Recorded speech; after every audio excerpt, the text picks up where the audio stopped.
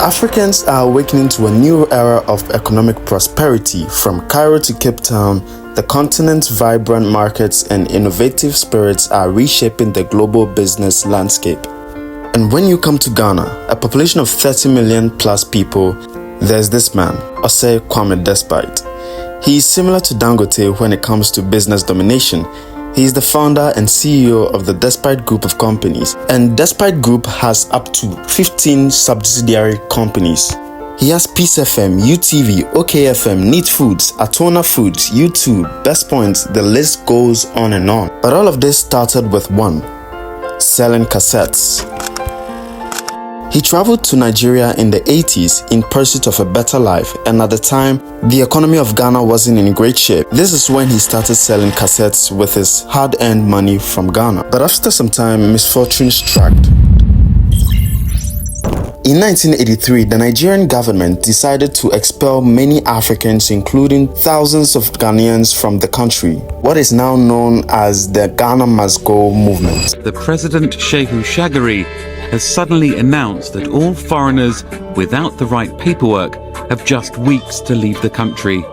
Almost all are West African, the majority are Ghanaian. With no choice, he had to move and return to Ghana. Upon his return to Ghana, he came with a chainsaw and some savings. But around that time, the country was facing tremendous famine, making the situation even worse. He then woke up every morning with his chainsaw, cutting trees for people in exchange of money. Over time, he felt frustrated, but then he was determined that despite the difficulties, he will make it. The meaning of despite? No.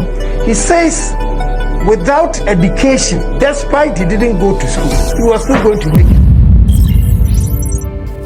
An idea struck him again, but this time with a different approach. He started his cassette tape business again on the streets of the Kumasi Central Market. Little did he know that this is going to set the stage for his success. In 1985, the famine crisis was over and the business started booming again. And it was about this time when he met his friend and his business partner, Dr. Ernest Ofori-Sapon. At that time too, Dr. Ernest was selling boxers, singlets, and underwears. Let's talk about you and Dr. Osei Kwame Despite. I mean, people think you're twins. you go everywhere together. There are times you're even wearing matching clothes. I don't even know. You're totally inseparable. Where did you meet? Where did we meet? Yes. Are you related? We are not related, but for now I would say we were related. Explain as friends. You don't necessarily have to call someone your brother just because you come from the same mother or same father with him. Yeah. I mean, we grew up together, we've done businesses together, and we think together. We do a lot of things together. We have about 5 or 6 companies together. So he's my brother. Yeah, so what I want to know is, was he a brother from, let's say, school or from the neighborhood or what? No, not from school. Not from school, yeah. He used to trade with us. I mean, he used to buy stuff from our shop. That is the family business. The family business, yeah. Okay. What did he used to buy? Underwears. Underwears? Yeah.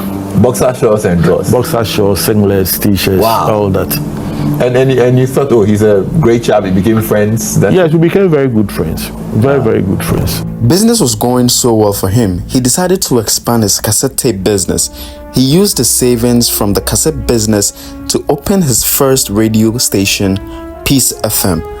At that time, all the FM stations and news channels were broadcasting in English language, and he decided to use a different approach by making his radio station broadcast in only the Akan local dialect, and this made his business stand out.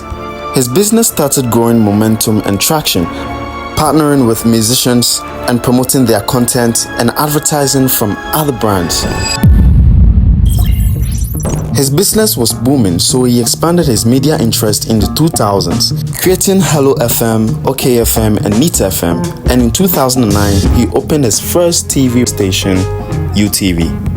Myself and Despite, we said, look, can we do something that would not involve we having to change a lot of foreign exchange. I mean, change USD and all that. Yeah. That's when we went into salt mining, U2 Salt Company. So we formed United 2 Company Limited.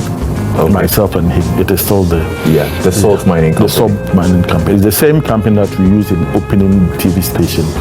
He then had Peace FM. Yeah. Probably as Peace FM, KFM and all that. Yeah. So when he wanted to get into TV, he invited me, and then we formed.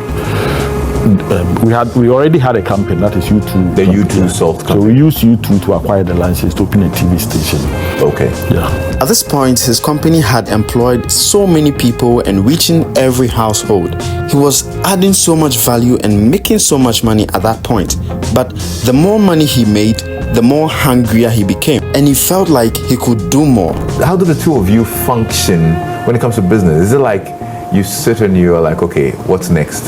What do we do next? Okay, where do we go next? Because you hardly have any in-depth knowledge about these things, but you're like, okay, we are going to set it up and get people to run it. You don't need to be a pilot to run an airline, isn't it? Yeah, so sometimes you employ the service of people who have the technical know-how. And as a businessman, as an entrepreneur, you're able to guide them, then get them to run those businesses for you. So he decided to go into food processing business, and that is how Neat Foods and Atona Foods came into the picture. Osei Kwame came up with brilliant ideas, making the most difficult foods easy to prepare, coming out with products like This Way chocolate drink, Neat Fufu, and the likes.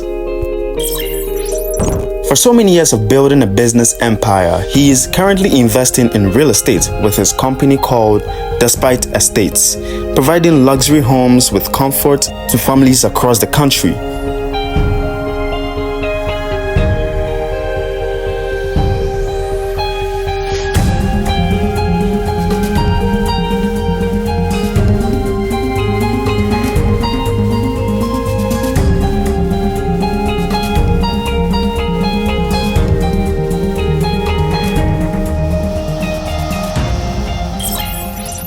You see how business savvy Osei Kwame and his partner are. Together, they own Special Ice, a bottled water company, and special soft drinks, and many more that I might not be able to mention. All the businesses he has established in Ghana, he wants to expand them across Africa. Here you can see that Osei Kwame created a synergy where everything connects. The radio stations and the TV station will advert the food product he produces, and vice versa. This really got me thinking, if this was on a state level, our government and people would save a lot of money from imports and stuff because we produce and use our products within the country. Any nation that cuts its reliance on other countries for basic needs and produces its own basic needs is a powerful country. Don't forget to subscribe to the channel. Let me know your thoughts in the comment section, and I'll see you guys on the next one.